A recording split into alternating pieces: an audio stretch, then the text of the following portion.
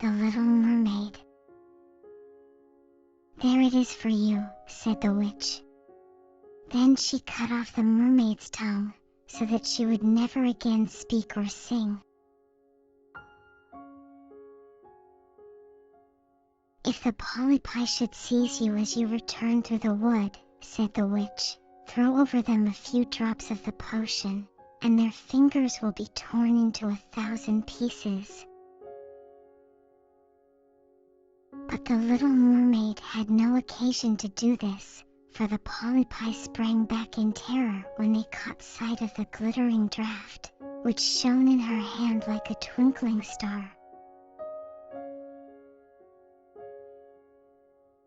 So she passed quickly through the wood and the marsh and between the rushing whirlpools. She saw that in her father's palace the torches in the ballroom were extinguished and that all within were asleep. But she did not venture to go into them, for now that she was dumb and going to leave them forever, she felt as if her heart would break. She stole into the garden, took a flower from the flower bed of each of her sisters, kissed her hand towards the palace 1,000 times, and then rose up through the dark blue waters. The sun had not risen when she came in sight of the prince's palace and approached the beautiful marble steps, but the moon shone clear and bright. Then the Little Mermaid drank the magic draught, and it seemed as if a two-edged sword went through her delicate body.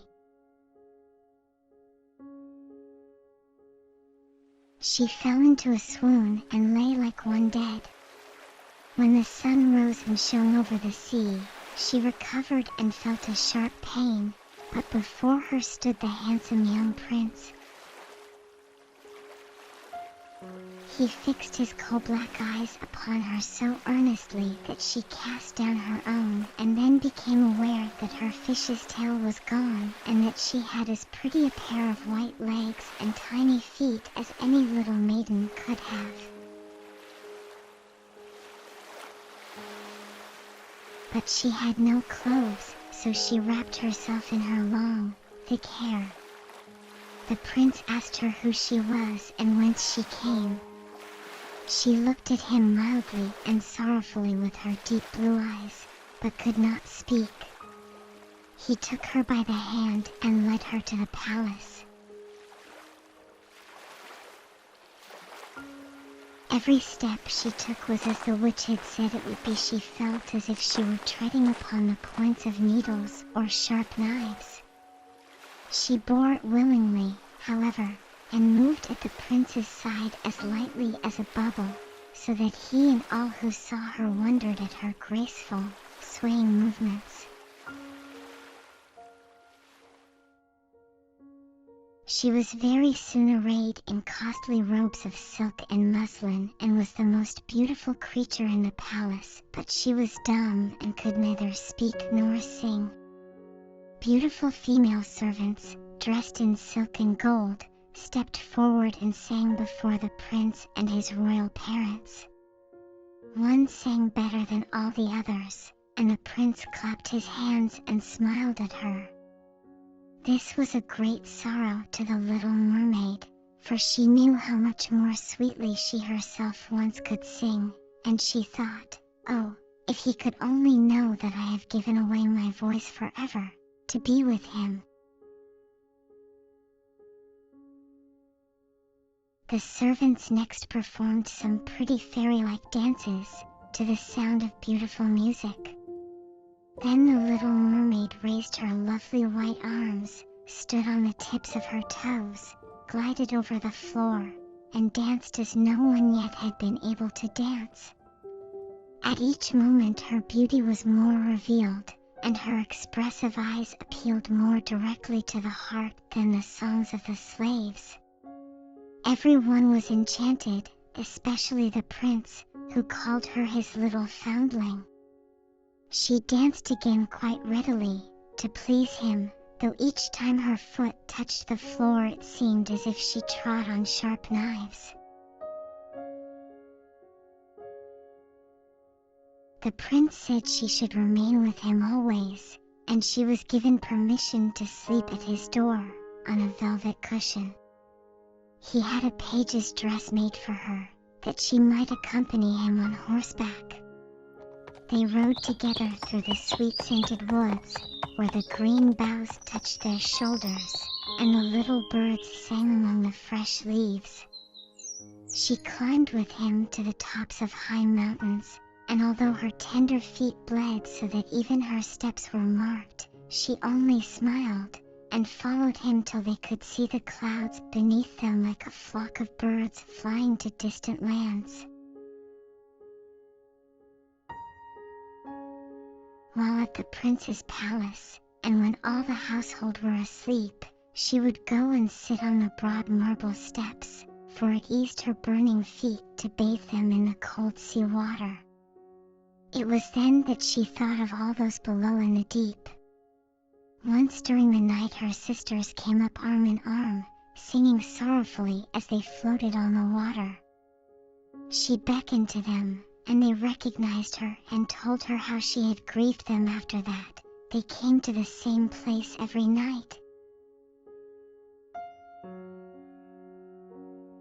Once she saw in the distance her old grandmother, who had not been to the surface of the sea for many years, and the old sea king, her father, with his crown on his head.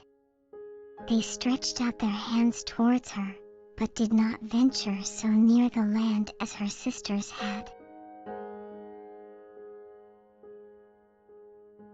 As the days passed, she loved the prince more dearly, and he loved her as one would love a little child. The thought never came to him to make her his wife. Yet unless he married her, she could not receive an immortal soul, and on the morning after his marriage with another, she would dissolve into the foam of the sea. Do you not love me the best of them all? The eyes of the little mermaid seemed to say when he took her in his arms and kissed her fair forehead. Yes, you are dear to me, said the prince, for you have the best heart and you are the most devoted to me. You are like a young maiden whom I once saw, but whom I shall never meet again.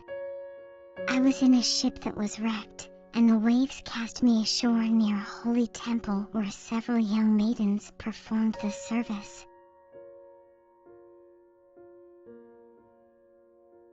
The youngest of them found me on the shore and saved my life. I saw her but twice, and she is the only one in the world whom I could love. But you are like her, and you have almost driven her image from my mind. She belongs to the holy temple, and good fortune has sent you to me in her stead. We will never part. Ah, he knows not that it was I who saved his life, thought the little mermaid.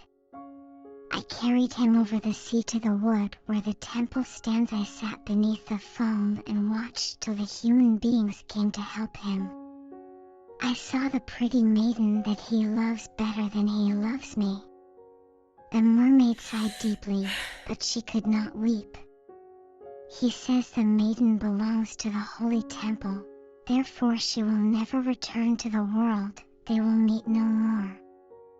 I am by his side and see him every day. I will take care of him and love him and give up my life for his sake.